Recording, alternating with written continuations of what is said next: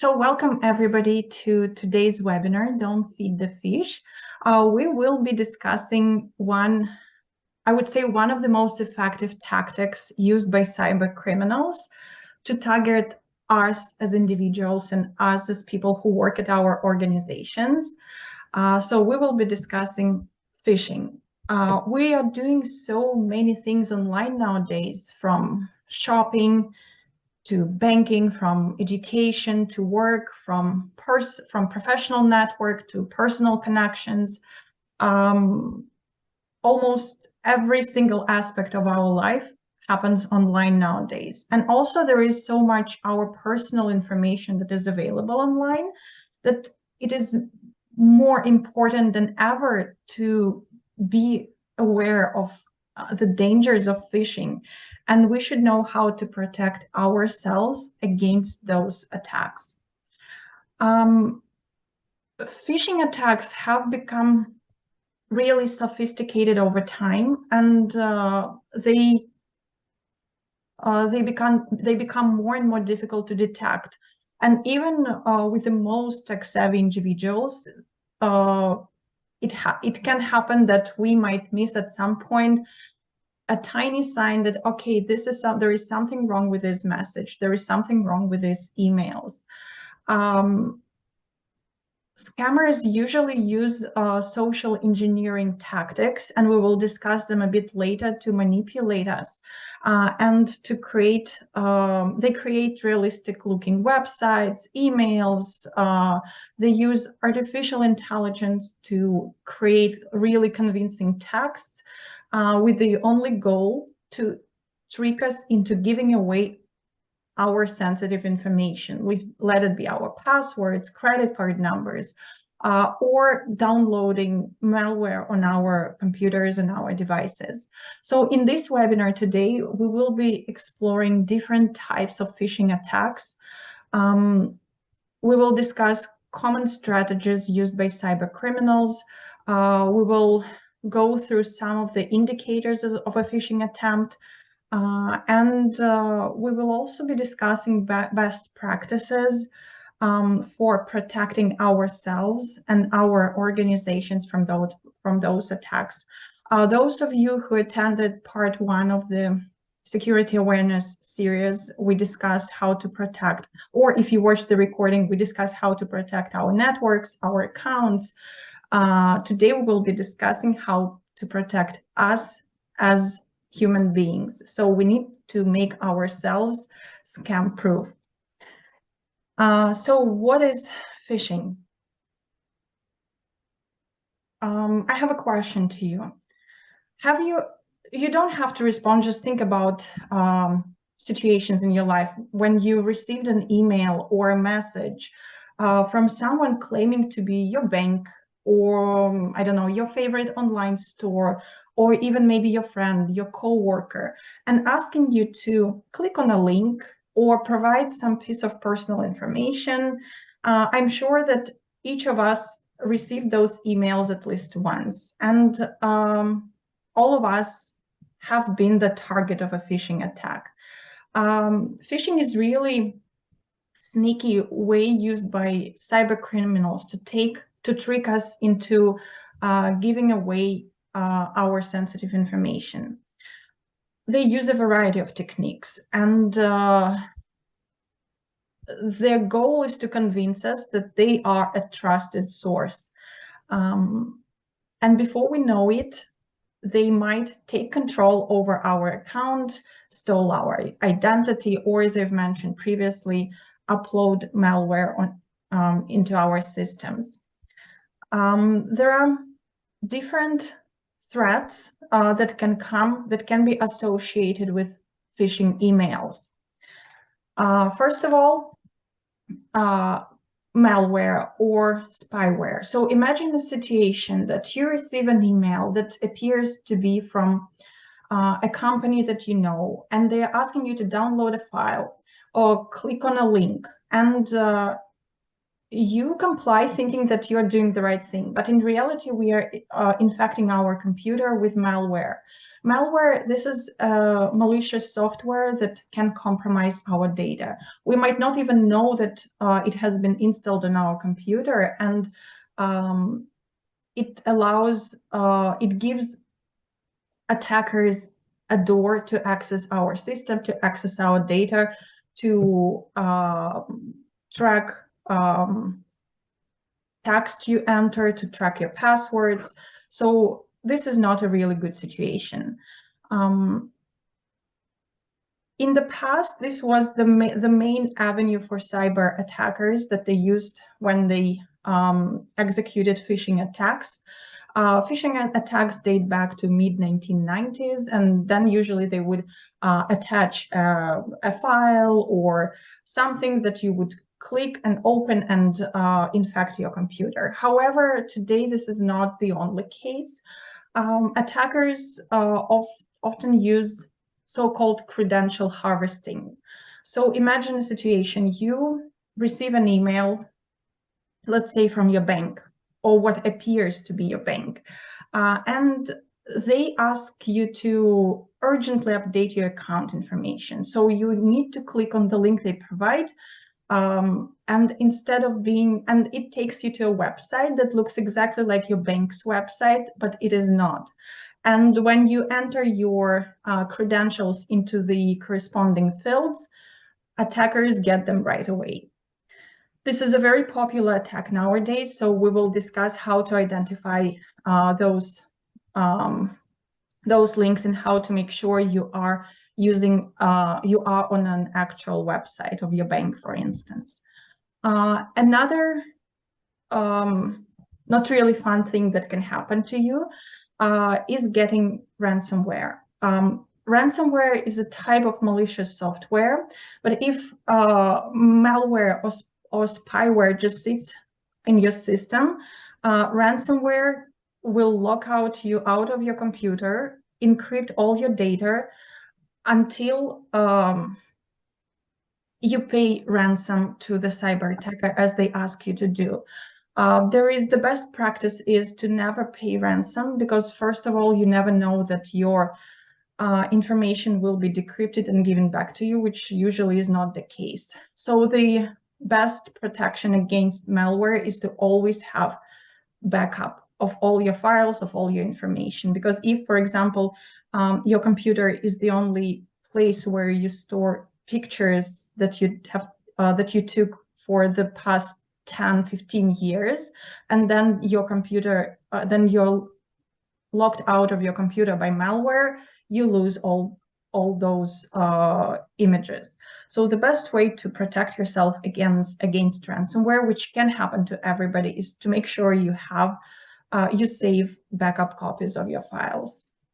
Another type of threats that can be part of a phishing attack is a fake invoice. It might sound ridiculous, but it is a very hackers and threat actors use this kind of attack more often than we would think they would.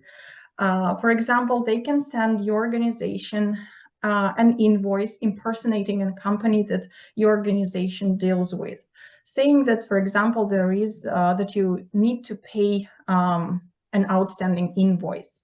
And if you do not, or any person who deals with invoices in your organization does not pay attention to tiny details that would give you a hint that, okay, this is not our partner, this is a fake website, then you can just proceed with paying that invoice.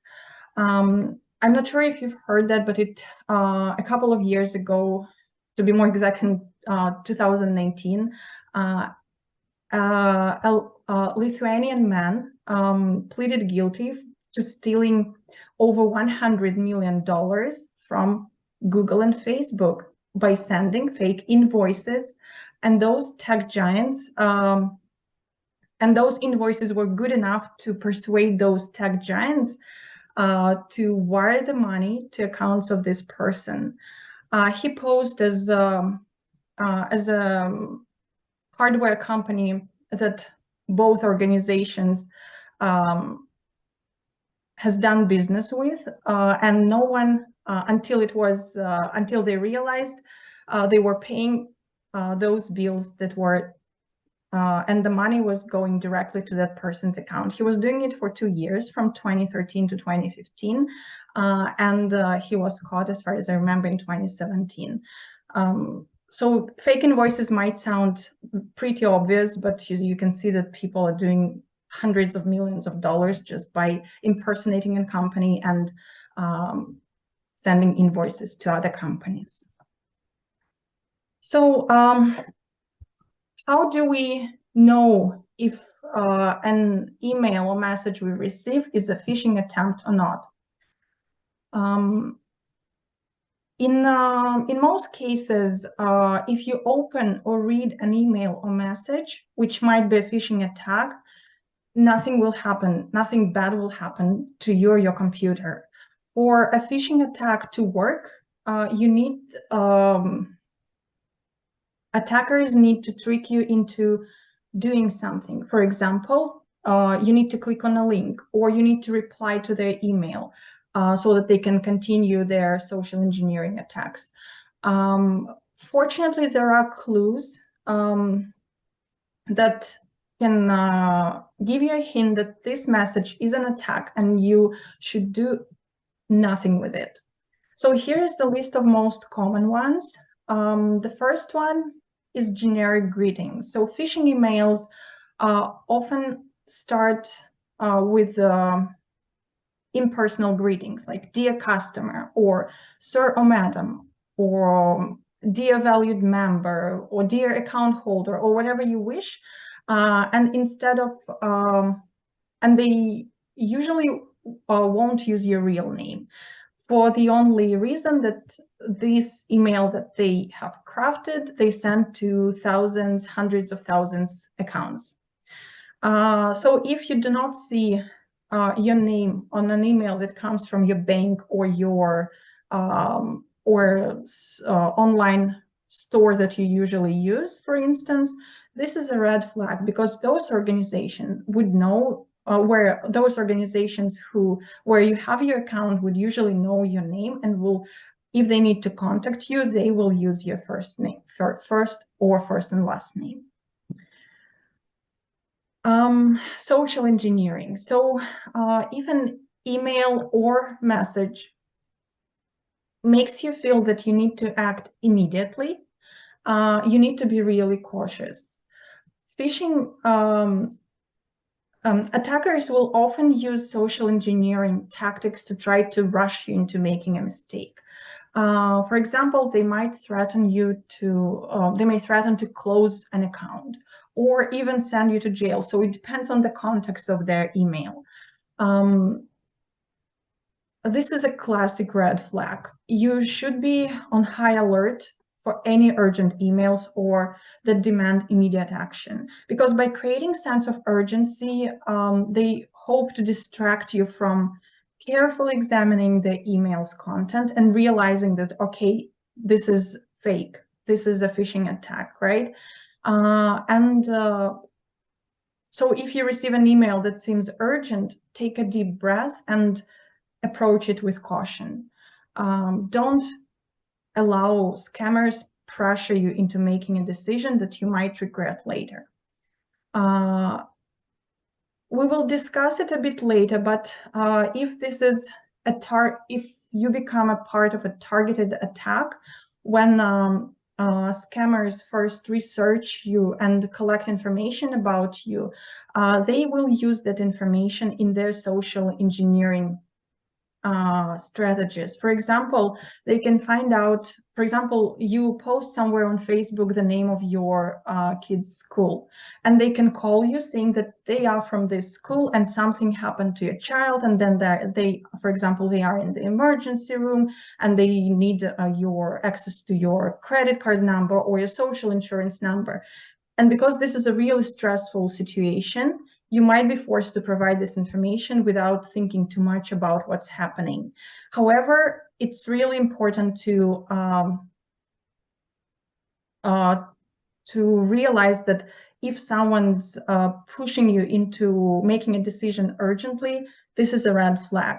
In this situation, simply hang up and call your school and ask if everything is okay with your child. Because if something has happened with your child in your school, they will be able to provide this information to you. The same goes to situations when a message or an email or a phone call, they request sensitive information from you. Legitimate companies will never ask for sensitive information such as your password or your credit card or your tax number via email. So if you receive an email requesting this type of information, it is likely a scam. It is likely a phishing attempt. You might also receive a message from someone you know, but for example, your friend, your colleague, but the tone and the wording of the message might not sound like this, like them. So if you suspect that there is something sketchy, call that person and verify that they send this information to you. There might be a situation when their account has been hacked and attackers impersonate your friend and send that email to all of their contacts, right? So if you really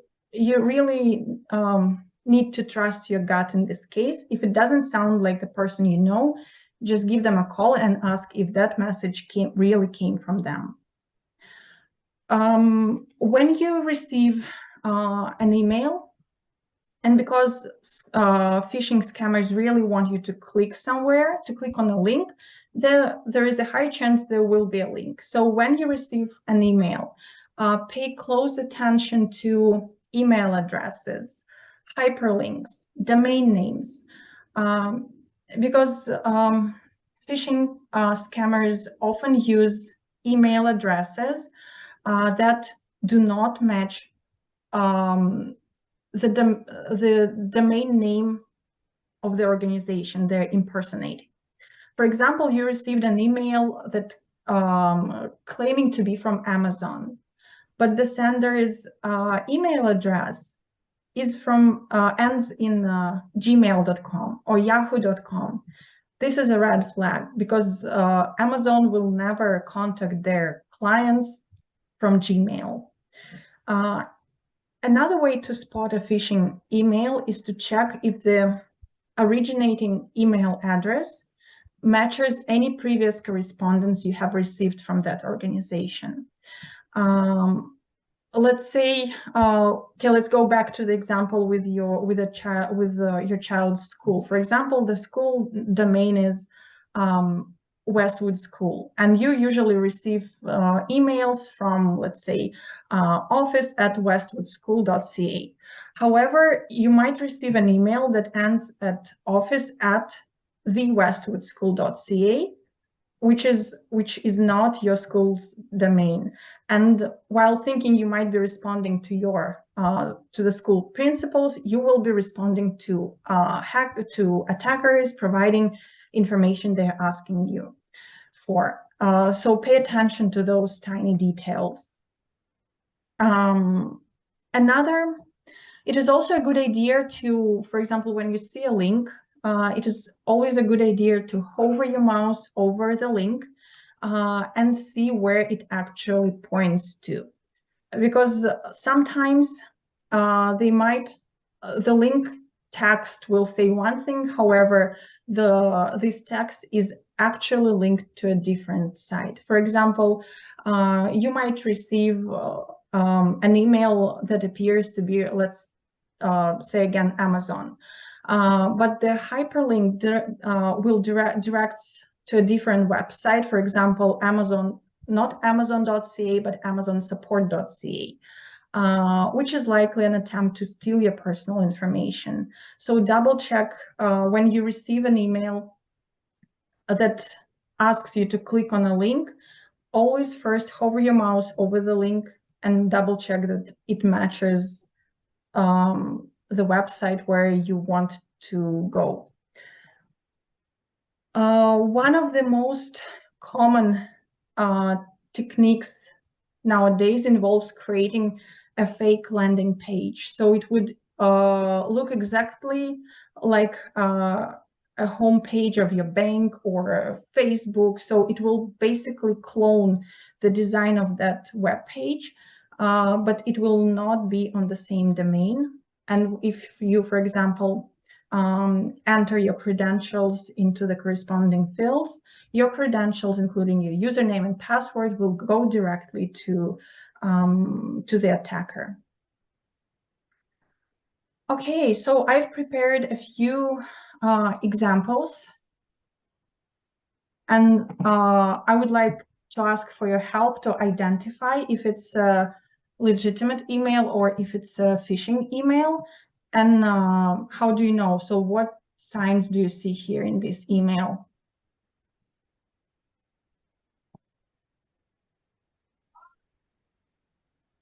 You can either unmute yourself or you can type your messages in the chat box. Dear customer, it's very generic. No Exactly. name. Mm-hmm. When I hover my mouse over the link, do you see the text field that appears? Where there is text change password, do you see a little text box that appears when I hover my mouse over it? No. Okay, let me change. I will, let's do it like this. Okay, now I'm sharing the entire screen. Can you see it now? Okay. Yes. Yes. Okay, does it look like Microsoft website? It's very small. Yeah, Microsoft Help. Yeah. Mm-hmm. Yeah. Even though it says Microsoft Help, it's not the Microsoft website. This is just a random website I created. Well, I didn't create the website. I just created this hyperlink. But if it was a real phishing attempt, this link would take you to microsofthelp.info, which is a website that impersonates Microsoft. Okay, so if you're not sure what the official website of Microsoft is, you can always go to Google, for example, enter Microsoft, and you will see that it is microsoft.com, for example. This is microsofthelp.info, which is just a link that impersonates the actual website. So if you received such email, it wouldn't be safe to click on this link. Okay, the same as, for example, in the email address. I use the same domain, microsofthelp.info, which again is fake. So if I decided to reply to that email, I would be replying to scammers who might reply back to me and persuade me to provide, to release my information or pay something or do something which is not really safe. Okay, so if you're not sure, hover your mouse over the link. You can even put your index finger away from the button, not to click it by accident, and see where the link points. Okay? Okay, here's another one. So what do you see here?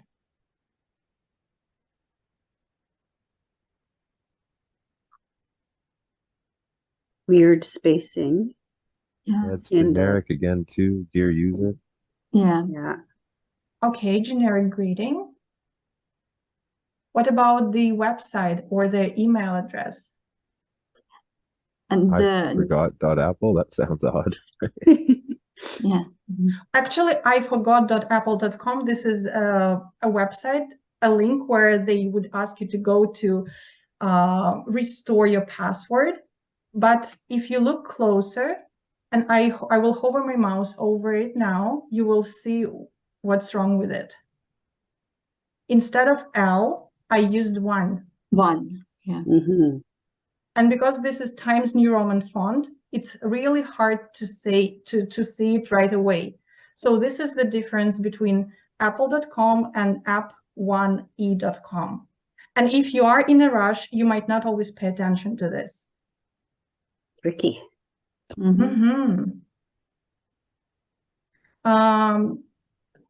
This like this particular effect is because I'm using this type of font. But when I hover my mouse, this is a different font, and one is really prominent here, right? That's why it's very important before clicking on the link. It's really important to double check where this link will take you. Okay. Here's another one.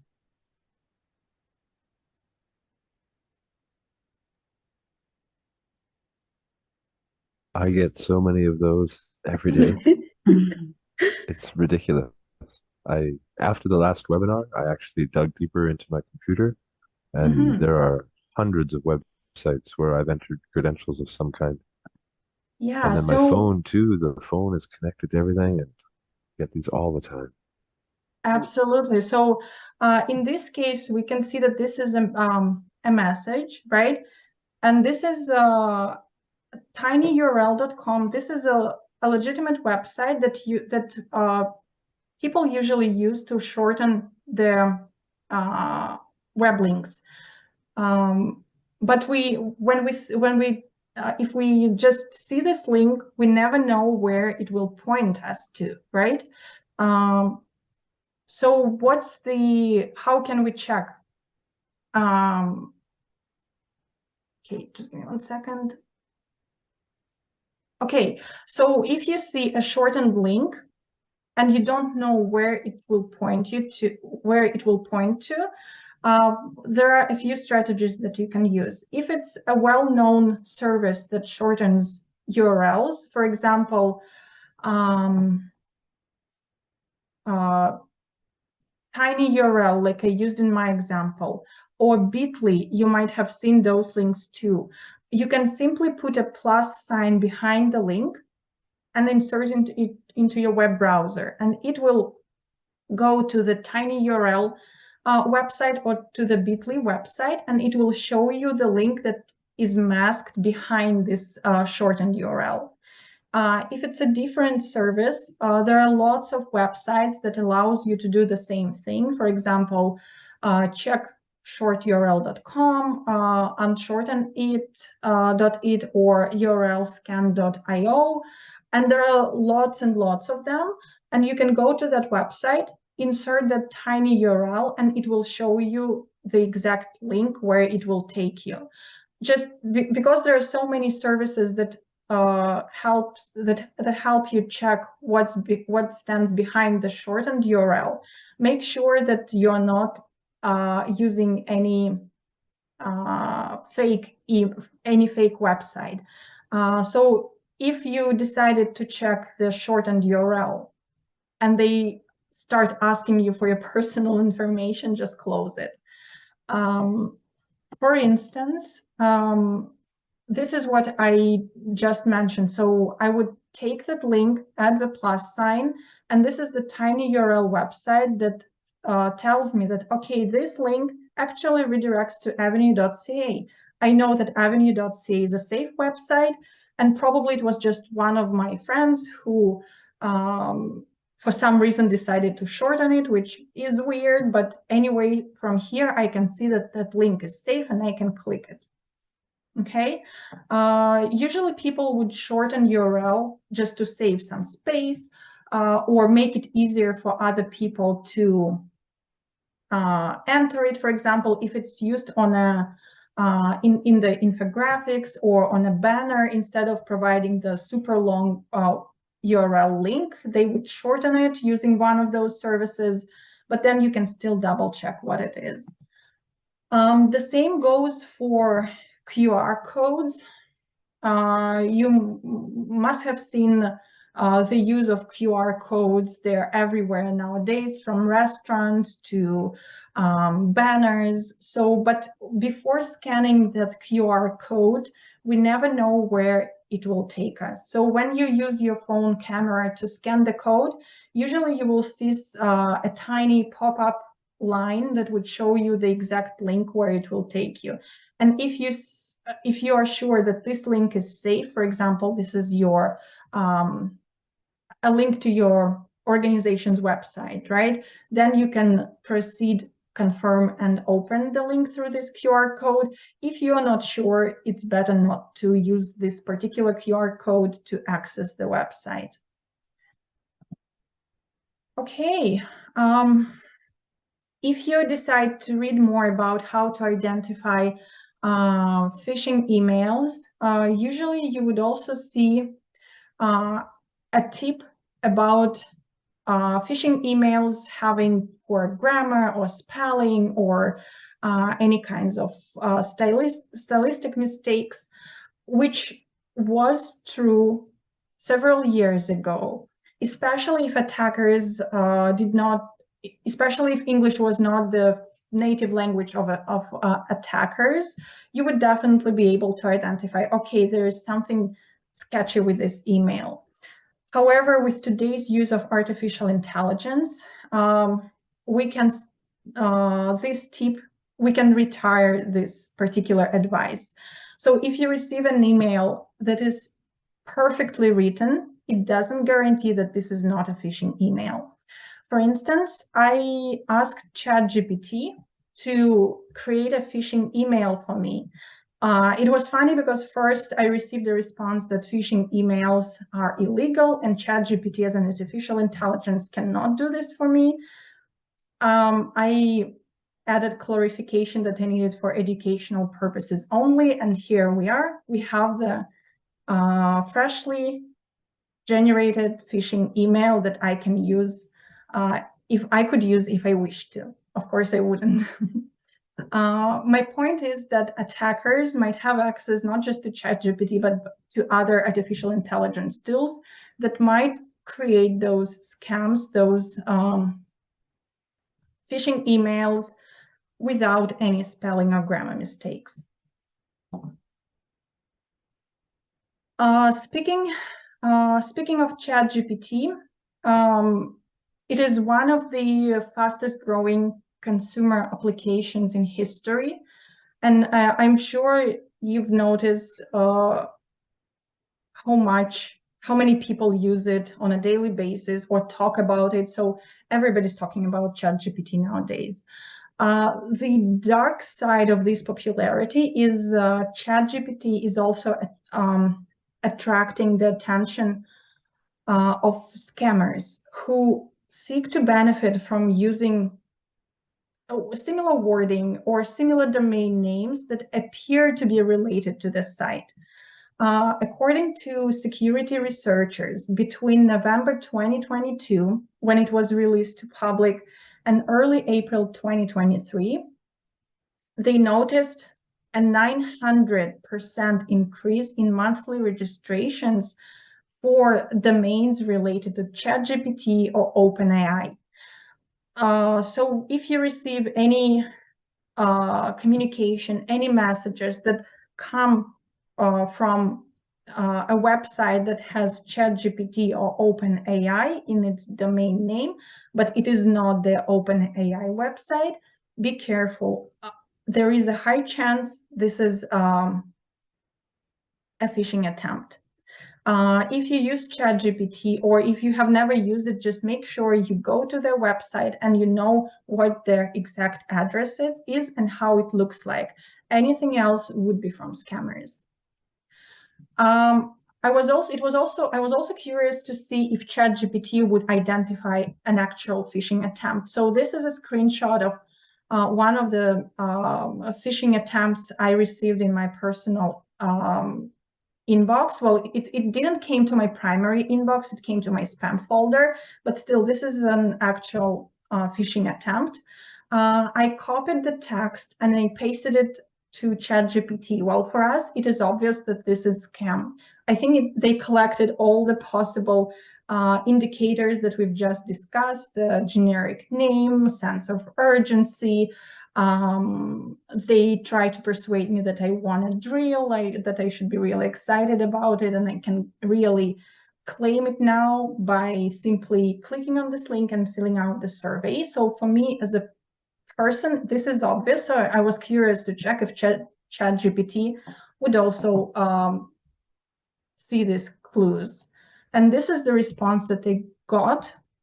Basically, it identified all the phishing email indicators that we discussed and that are present in this particular phishing sample.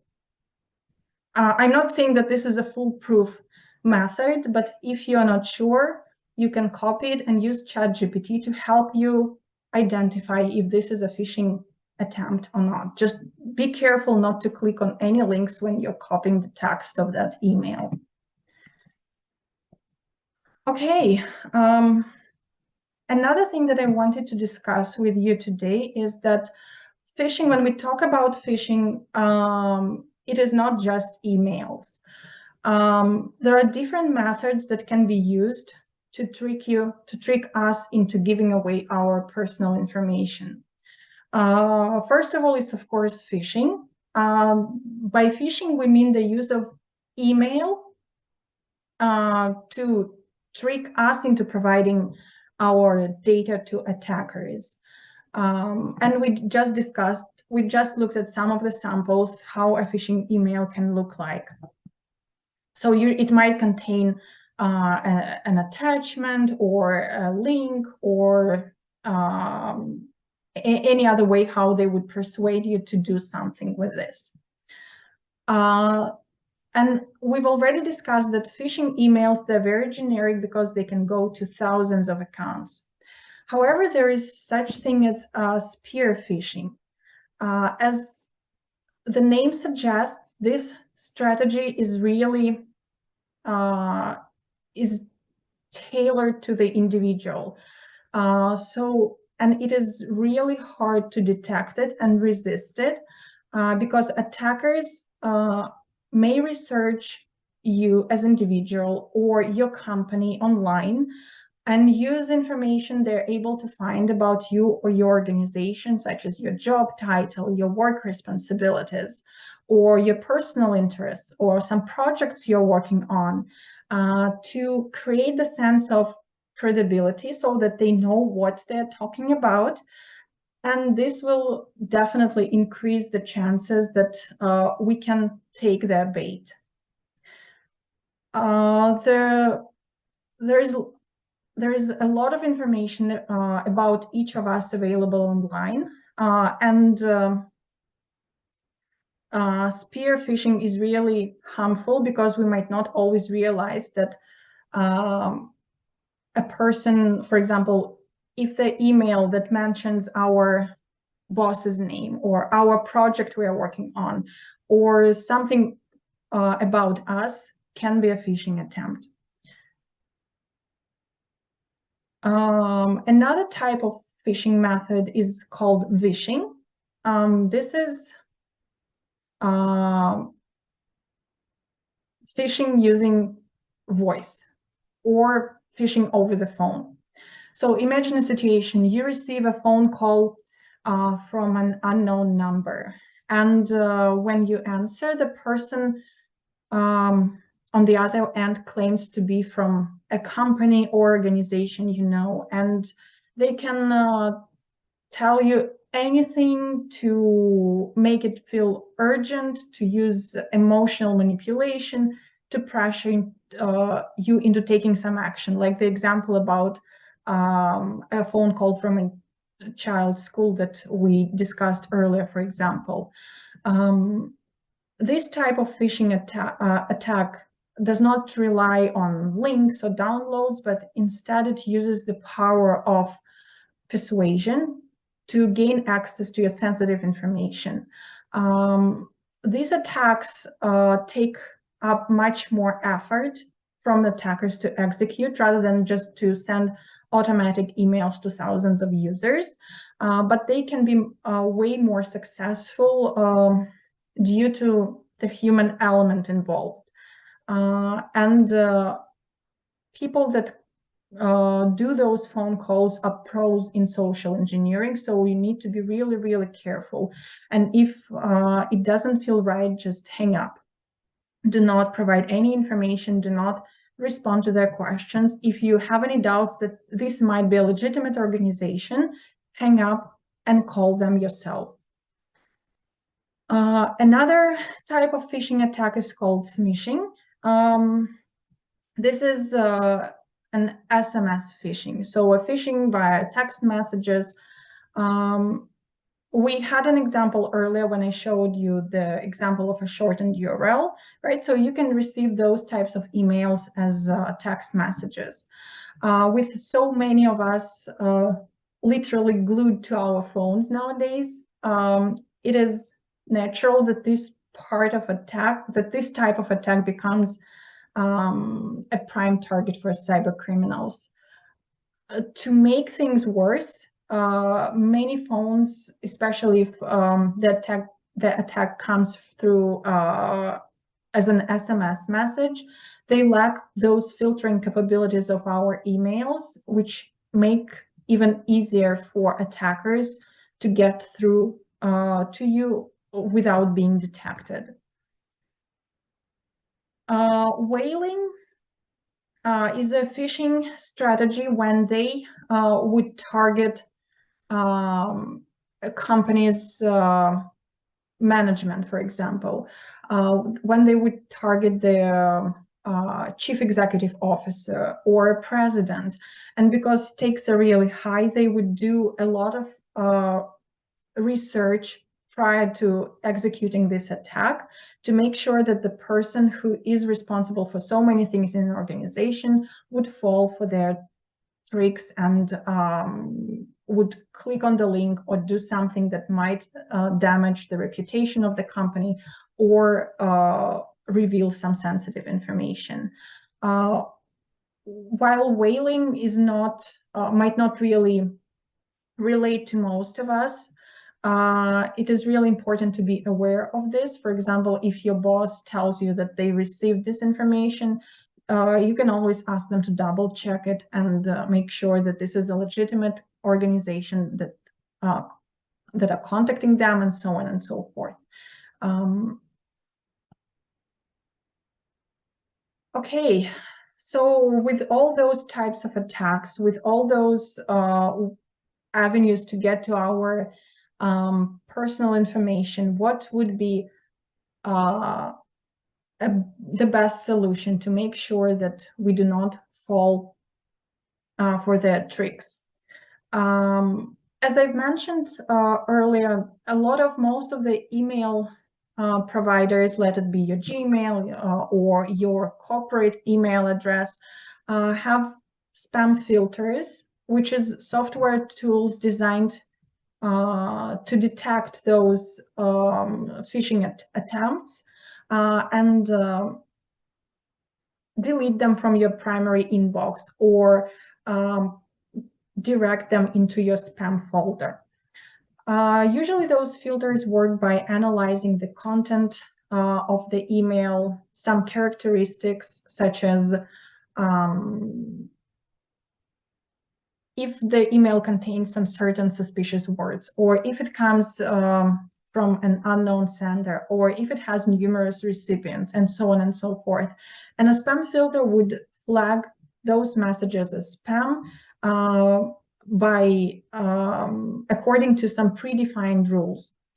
However, this strategy is not foolproof, and that's why you as a human being should be an ultimate layer of defense. So even if a phishing attempt slipped through those spam filters, you should be able to see that, okay, there is something wrong with this message, and you should carefully check emails, including all names, addresses, if it was CC'd to anyone else.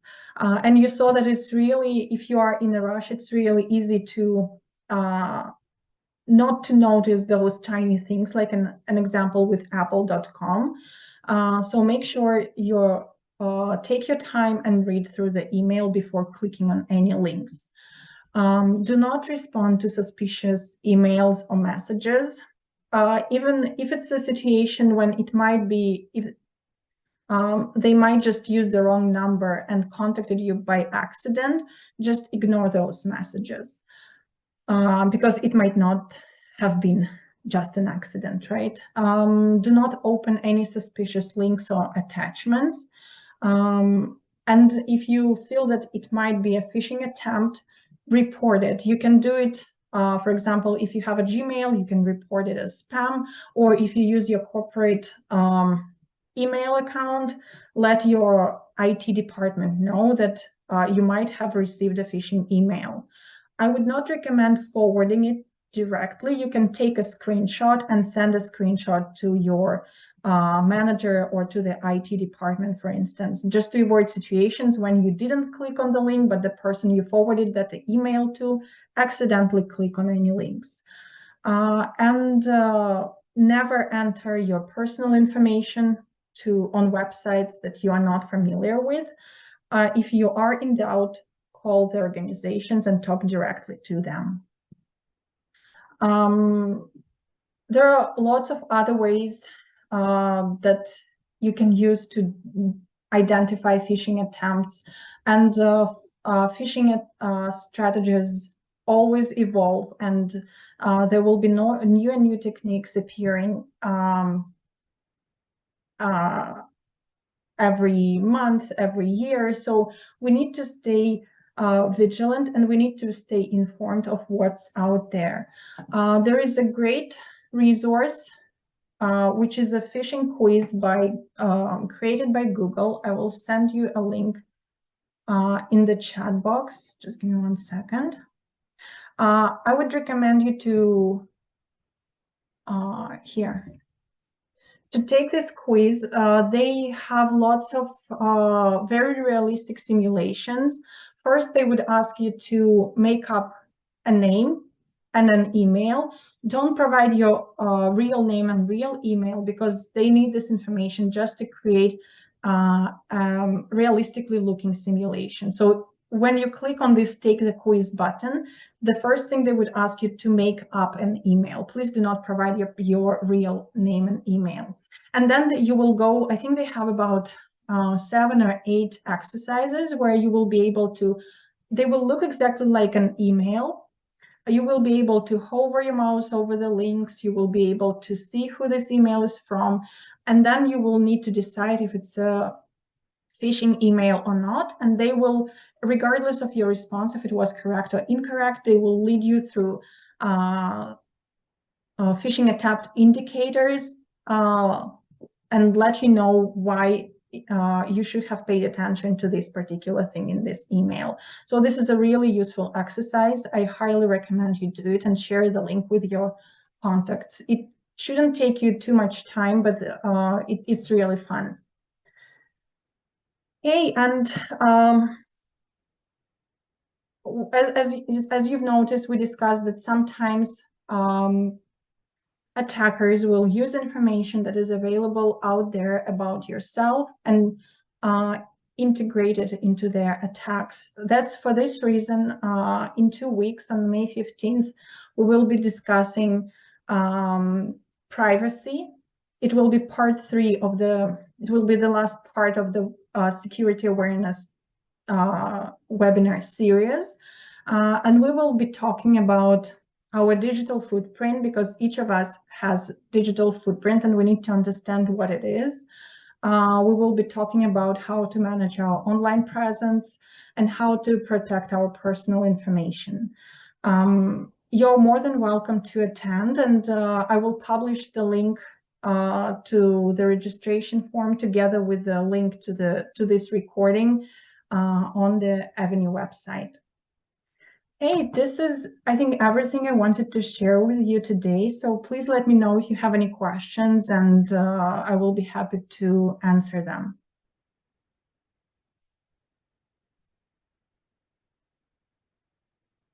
Yeah, no problem.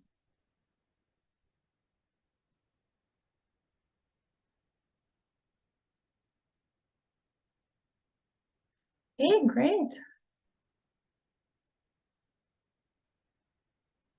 I'm really happy you are enjoying the series so far. And when it comes to phishing, the key is to demonstrate your attention to detail. When we apply for jobs, or when we discuss some very important soft skills, attention to details is one of the top first, right? So when it comes to phishing, attention to detail is very important. Yes, absolutely, Valerie. It's great if you can discuss phishing attempts and ways how to identify those phishing emails with your students and inform them in a more appropriate language. Appropriate for their language level. And I highly recommend share that Google phishing quiz with them, or even do it together so that you can show them why that particular email was a phishing email or why it was a legitimate email. And it will be just a fun exercise for you to introduce new vocabulary and to teach them something really important.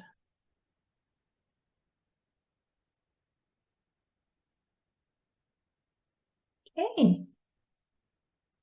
Any other questions, comments?